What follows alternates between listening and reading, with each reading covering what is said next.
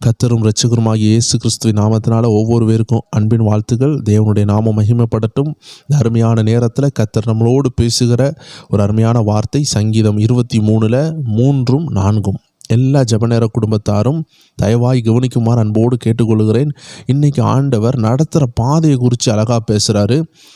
வசனம் சொல்கிறது, அவர் என் ஆத்துமாவை தேற்றி தம்முடைய நாமத்தின் நிமித்தம் என்னை நீதியின் பாதையில் நடத்துகிறார். நான் மரண இருளில் பள்ளத்தாக்கில் நடந்தாலும் பொல்லாப்புக்கு பயப்படேன். தேவரீர் என்னோடு கூட இருக்கிறீர். உமது கோலும் உமது தடியும் என்னை தேற்றும். தேவ ஜனங்களே, இது ஒரு அருமையான வாக்குத்தத்தம். நம்ம தனிமையின் பாதையில் நடக்கலை, நம்ம வேதனையின் பாதையில் போய் கொண்டிருக்கிறோம் நம்ம நினைக்கலாம். நம்ம கஷ்டத்தின் பாதையில் போய் கொண்டிருக்கிறோம் நினைக்கலாம். சாபத்தின் பாதையில் போகிறோம் நினைக்கலாம். சாத்தானை துரத்துக்கிறானே, இது ஒரு பிசாசின் போராட்டமாக இருக்குதே, இது ஒரு மந்திர பாதையாக இருக்குதோ, இது ஒரு தந்திரமான பாதையாக இருக்குதே, வாழ்க்கையே வெறுப்பாக இருக்குதே நிறைய பேர் நினைப்பாங்க. ஆனால் வேதம் சொல்லுகிறது, நம்ம நீதியின் பாதையில் நடக்கிறோம். இந்த நீதியின் பாதையில் உபத்திரம் உண்டு, அதே நேரம் நீதியின் பாதையில் ஜீவன் உண்டு. உபத்திரம் இருக்குது, ஆனால் அது ஜீவனை அழிக்க முடியாது. இந்த உபத்திரம் உங்களை உயர்த்துமே தவிர இது உங்களை அழிக்காது. தெய்வ ஜனங்கள் புரிந்து கொள்ள வேண்டும். சாத்ராக், மேஷாக், ஆபேத்நேகோவை ஒரு அக்னியில் போட்டாங்க. அந்த அக்னியினால் அழிக்க முடியவில்லை. அந்த அக்னி அவர்களை உயர்த்தியது, சிங்கக்கபி உயர்த்தியது, செங்கடல் உயர்த்தியது. ஒவ்வொரு பேருடைய உபத்திரம் உயரத்தை கொண்டு வந்தது. இன்றைக்கி உங்களுக்கு இருக்கிற உபத்திரம் உங்களை உயர்த்த போகுது. அதனால் நீதியின் பாதையில் உங்களுக்கு ஒரு வேதனை உண்டாகுதுன்னா அது ஆசீர்வாதம், அது உயர்வு, அது கனம். இது நீங்கள் போய் கொண்டிருக்கிறது கண்ணீரின் பாதை அல்ல, அது உயர்வின் பாதை, நீதியின் பாதை. இந்த நீதியின் பாதையில் மரண இருளின் பள்ளத்தாக்கு வரலாம். நீதியின் பாதையில் தான் போகிறீங்க. ஆண்டவரை தேடிக்கொண்டு நீதியாக வாழ வேண்டிய நீங்கள் நீதியின் பாதையில் போகும்போது நிறைய ஆபத்துக்கள் வரும். அந்த ஆபத்துக்கள் எல்லாம் கர்த்தர் கூட இருப்பார். நீங்கள் போகிறது ஏதோ நீதியின் பாதை தான், ஆனால் நீங்கள் கடந்து செல்லுகிற ஒவ்வொரு இடமும் ஆபத்தான இடம். கண்ணீரின் பள்ளத்தாக்கு, வேதனையின் பள்ளத்தாக்கு, மரண இருளின் பள்ளத்தாக்கு. பாருங்கள், 4வது வசனம் சொல்லுகிறது, நான் மரண இருளில் பள்ளத்தாக்கிலே நடந்தாலும் பொல்லாப்புக்கு பயப்படேன். ஏன்னா தேவரீர் நம்ம கூட இருக்கிறார், தேவன் கூட இருக்கிறார். உமது கோலும் உமது தடியும் என்னை தேற்றும். இதை அனுபவித்து சொல்லுகிறார் அவர். இப்போது நீதியின் பாதையில் தாவீது நடந்து போகிறார். போகிற வழியில் ஒரு கரடி. கர்த்தரை துதிக்கிற மனுஷன்தான், ஆடுகளை மேய்ச்சி கொண்டு கர்த்தரை துதிக்கிற மனுஷன்தான். கரடி வந்துச்சு. நீதியின் பாதையில் போகும்பொழுது ஒரு மரண இருளின் பள்ளத்தாக்கு, ஒரு கரடி நின்றுச்சு. கரடியை ஜெயிக்க கர்த்தர் கிருபை செய்தார். கர்த்தருடைய கோலும் தடியும் தாவீதை அப்படியே தூக்கி எழுப்பினது, ஜெயத்தை கொடுத்தது. கொஞ்ச நாள் கழித்து ஒரு சிங்கம் வருகிறது, ஒரு ஆட்டுக்குட்டியை கவி கொண்டது. அதனுடைய பல்லை பிடுங்கி, அந்த பல்லிலிருந்து ஆட்டுக்குட்டியை பிடுங்கி அந்த சிங்கத்தை கொன்று தாவீது ஜெயித்தார். காரணம், நீதியின் பாதையில் தான் போய் கொண்டிருக்கிறார். ஆனால் மரண இருளின் பள்ளத்தாக்கு வந்தது. நம்ம பாதையில் பல பள்ளத்தாக்கு வரலாம், நம்ம பாதையில் பல டனல்ஸ் வரலாங்க, சுரங்கள் வரலாம், குகைகள்னு சொல்லுவாங்க பார்த்தீங்களா, குகைகள் வரலாம். குகை வரும்பொழுது இருண்டது போல இருக்கும், வானம் இல்லாதது போல இருக்கும், சூரியன் இல்லாதது போல இருக்கும், நம்ம ஏதோ ஒரு இருட்டுக்குள்ளே போகிறது போல இருக்கும். இது ஆயுசு காலத்துக்குள்ள ஒரு விஷயம் கிடையாது. நம்ம ஒரு குகையான பாதையில் போகிறோம்னா டெம்ப்ரரி. ஒரு குகை என்ன, ஒரு 5 நிமிஷம் இருக்கும், 3 நிமிஷம் இருக்கும், அவ்வளோதான். கொஞ்சம் நேரம் குகைக்குள் வழியாக ஒரு ட்ரெயின் போகும். கொஞ்சம் நேரத்தில் பார்த்து அழகான ஒரு மலை கிட்ட போய் நிற்கும். தேவ ஜனங்களே, உங்கள் குகை ஒரு அழகான இடத்துக்கு கொண்டு போகும். அதனால் நான் உபத்திரவத்தில் இருக்கிறேன், பயப்பட வேண்டாம். அழகாக வேதம் சொல்லுகிறது, நான் மரண இருளில் பள்ளத்தாக்கில் நடந்தாலும் பொல்லாப்புக்கு பயப்படேன். திடீர்னு பார்த்தா தாவீதுக்கு முன்னாடி கோலியாத்து நிற்கான். மரண இருளில் பள்ளத்தாக்கு, அங்கே ஒரு யுத்தம் நடக்கு. கோலியாத்தை கர்த்தர் வீழ்த்துகிறார்.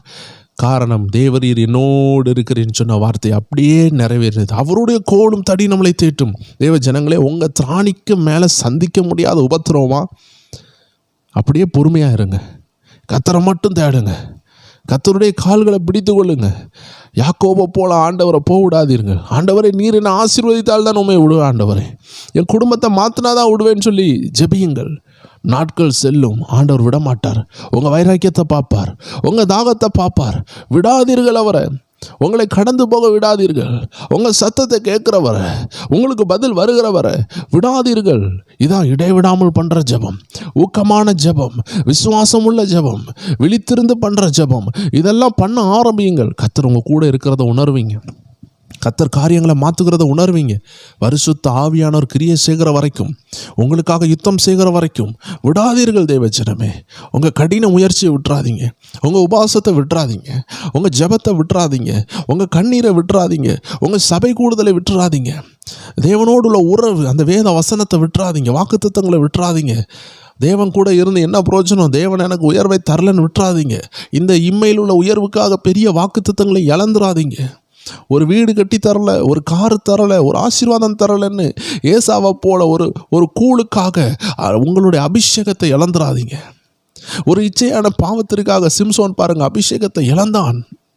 தேவனுக்கு கீழ்ப்படியாமல் சவுலை பாருங்க, தலையை இழந்து மந்திரவாதியிடம் சென்று விக்கிரகத்துக்கு முன்னாடி அவனுடைய தலை வைக்கப்பட்டு கேவலப்படுத்தப்பட்டது. தாவீது சொல்லுகிறார், அபிஷேகம் பண்ணப்பட்ட இந்த மனுஷன் மேலே என் கையை போட மாட்டேன், நான் இவரை கொல்ல மாட்டேன். கர்த்தர் அவரை கொன்னால் சரி, யுத்தத்தில் அவர் மாண்டால் சரி, இல்லை அவரே ஏதாவது மரித்து போனால் சரி, போகட்டுமே தவிர நான் அவரை கொல்ல மாட்டேன். கிட்டத்தில் ஈட்டி இருக்கிறது, கிட்டத்தில் அவருடைய வேலைக்காரன் இருக்கிறான். அவன் கேட்குறான், ஐயா நான் ஒரே குத்த கொல்லட்டுமா? அவர் சொல்லுகிறார், அபிஷேகம் பெற்ற அந்த மனிதன் மேல் உன் கையை போடாதே. என்னதான் இருந்தாலும் அவன் மேல் அபிஷேகம் இருக்கிறது. எப்போனாலும் அவன் மனம் திரும்பினால் கர்த்தர் அவனை பயன்படுத்துவார். ஒருவேளை அவன் மனம் திரும்பி பயன்பட்டால், ஒரு வாய்ப்பு இருந்தால் அந்த வாய்ப்பை நாம் திருடக்கூடாது. கர்த்தருக்கு செய்யும் துரோகம், அதனால் அவனை ஒன்றும் செய்யாத, அவனை விட்டு கர்த்தர் பார்த்துக்கொள்வார் சொன்னார். ஆனால் இந்த மனுஷன் கடைசி வரைக்கும் மனம் திரும்பவில்லை. அதனால் இவன் தலை அறுக்கப்பட்டு விக்கிரகத்துக்கு முன்னாடி வைக்கப்பட்டது. அபிஷேகம் பண்ணப்பட்ட தலை எப்படி விக்கிரகத்துக்கு முன்னாடி வரும்? தேவ ஜனங்களே, எல்லாம் இந்த உலகத்தில் தேவனுக்கு கீழ்ப்படியாமல் போனதுனால, அபிஷேகத்தை கவனிக்காமல் போனதுனால, உலக இச்சைக்கு நேராய் போனதுனால, தேவனுக்கு கீழ்ப்படியாமல் போனதுனால அபிஷேகம் இழக்கப்பட்டான். வேதத்தில் யூதாஸ் காரியத்தை பாருங்கள், எவ்வளோ பெரிய சீசனாக மாறியிருக்கலாம். 1 பேதுரு 2 பேதுருன்னு நமக்கு இன்றைக்கி நிருபங்கள் இருக்கிறது அல்லவா? தேவனுடைய கூட இருந்த சீசர்கள், இயேசுவோடு இருந்த சீசர்கள், யோவான் எழுதிய வெளிப்பாடு புஸ்தகம் இருக்கிறது. 1 யோவான் 2 யோவான் 3 யோவான்னு சீசர்களுடைய பேரில் இன்றைக்கி இருக்கிறது. மார்க் இருக்குது, மத்தேயு இருக்குது, லூக்கா இருக்குது, எல்லாம் சீசர்களுடைய பேர். இந்த பட்டியலில் யூதாஸ் காரியோத் என்று ஒரு புஸ்தகம் இருந்திருக்க வேண்டும். யூதாஸ் காரியோத்தின் புஸ்தகத்தை எடுத்து 1ஆம் அதிகாரம் 2ஆவது அதிகாரம் நம்ம வாசித்து, யூதாஸ் மூலமாக கர்த்தர் செயல்பட்ட வல்லமையான காரியங்களை நம்ம பார்த்துருக்கலாம். யூதாஸ் மூலமாக செத்தவர்கள் எழும்பியிருப்பாங்க. யூதாஸ் மூலமாக அபிஷேகம் கடந்து போயிருக்கும். யூதாசனுடைய புஸ்தகம் 5ஆவது அதிகாரத்தில் 20ஆவது வசனம் சொல்லப்பட வேண்டிய ஒரு நபர் தற்கொலை பண்ணி மரிச்சதுக்கு காரணம் என்ன? குடல் சரிந்து வெளியே வந்தது காரணம் என்ன?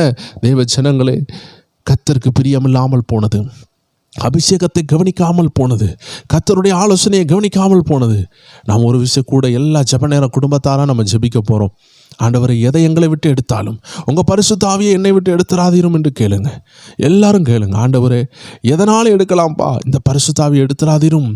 உமக்கு பயப்படுகிற பயத்தை என்னை விட்டு எடுத்துறாதீரும். உடைக்கப்பட்ட இந்த உள்ளத்தை எடுத்துறாதீரும் ஆண்டவரே என்று கேளுங்கள். ஜெப நேர குடும்பத்தார் இந்த அதிகாலையில் கேட்பீர்களா? ஆண்டவரே, நாங்கள் ஒரு மனதோடு ஜெபிக்கிறோம். உடைக்கப்பட்ட உள்ளத்தை எடுத்திராதீரும். நாங்கள் விழுந்து போக ஒரு நாளும் அனுமதித்தராதீரும். ஆண்டவரே, கடைசி வரைக்கும் ரட்சிப்பை காத்துக்கொள்ள எங்களுக்கு கிருபை தாரும். என்றும் தாழ்மையா இருக்க, என்றும் அன்பா இருக்க, என்றும் கனி உள்ள மரமாய் இருக்க, எப்பொழுது என் நேசர் என் மரத்தண்டை வந்தாலும் நான் கனி கொடுக்கிற ஒரு மரமா இருக்கணும். அன்னைக்கு அந்த அத்திப்பழம் மரம் கனியை இழந்தது போல நாங்கள் கனியை இழக்காதபடி எங்களுக்கு உதவி செய்யுங்கப்பான்னு கேளுங்க. ஜெபிக்கிற ஒவ்வொரு வேரையும் கனி கொடுக்கிற மரமாய் கர்த்தர் மாற்றுகிறார். உங்க நிலைமை மாறுகிறது. கர்த்தர் உங்களுக்காக யுத்தம் செய்கிறத நான் பார்க்கிறேன். கர்த்தர் உங்களுக்காக எழுப்பி பிரகாசிக்கிறார். உங்களுக்கான வழிகள் திறக்கப்படும். யோனாவை பாருங்கள், 3 நாட்கள் மீனின் வயிற்றுக்குள்ளே இருந்தாரு. நோவாவை பாருங்கள், 150 நாட்களாக பேழையில் தண்ணி எப்பொழுது வத்தும் என்று ஏங்கிக் கொண்டே இருந்தாரு. ஒவ்வொரு பேருக்கும் கர்த்தர் ஒரு கதவை திறந்தாரு. அல்லேலூயா சொல்லுங்களேன். ஒவ்வொரு பேருக்கும் திறந்தாரு. இதே போல கர்த்தர் உங்களுக்கான கதவை திறக்கிறார். உங்களுக்கானதை திறக்கிறார். காத்திருங்க. 3 நாள் யோனா காத்திருந்தது போல, 150 நாள் நோவா காத்திருந்தது போல, உங்களை ஆண்டவர் எத்தனை நாட்கள் காத்திருக்க சொல்றாரோ காத்திருங்க. சில நேரம் ஒரு நாள் தான் இருக்கணும், சில நேரம் ஒரு வாரம் இருக்க வேண்டியது இருக்கும், சில நேரம் ஒரு வருஷம் இருக்கும். எத்தனை நாள் ஆனார்னு தேவச்சனமே கத்தருக்காக காத்திருப்போம். கத்தருக்கு காத்திருக்கிறவங்க கழுக போல எழும்புவாங்க. கத்தருக்கு காத்திருக்கிறவங்களோட முகங்கள் பிரகாசமாக இருக்கும். அதனால் நம்ம சோர்ந்து போக வேண்டிய அவசியமே இல்லை. ஜெபிப்போமா? அன்பான ஆண்டவரே, யாரெல்லாம் அந்த வார்த்தையை கேட்டு அர்ப்பணித்தாங்களோ ஒவ்வொரு பேரையும் ஆசீர்வதிங்க, பலப்படுத்துங்க, நீடித்த நாட்களால் நிரப்புங்க. இந்த வசனத்தின்படியே நீதியின் பாதையில் நடத்துங்க. மரண இருளில் நடந்தாலும் அவர்கள் கூட நீர் இருக்கிறத உணர்ந்து ஜெயத்தை பெற்றுக்கொள்ள உதவி செய்யுங்க. இயேசுவின் நாமத்தில் ஜெபிக்கிறோம் எங்கள் நல்ல பிதாவே. ஆமேன், ஆமேன், ஆமேன். God bless you. எல்லா ஜெபநேர குடும்பத்தாருக்கும் ஒரு விஷயம் கூட அன்பின் வாழ்த்துக்கள். இன்றைக்கும் நம்ம ஜிபி டிவி என்ற சேனலில், காட்ஸ் பவர் டிவியில் ஒரு அருமையான சாட்சி பதிவு உண்டு. தேவ ஜனங்களை இணைந்து கொள்ளுங்கள். தொடர்ந்து நம்ம என்ன செய்யலாம்? ஆண்டோடைய நாமத்தை மகிமைப்படுத்தலாம். God bless you. ஆமேன்.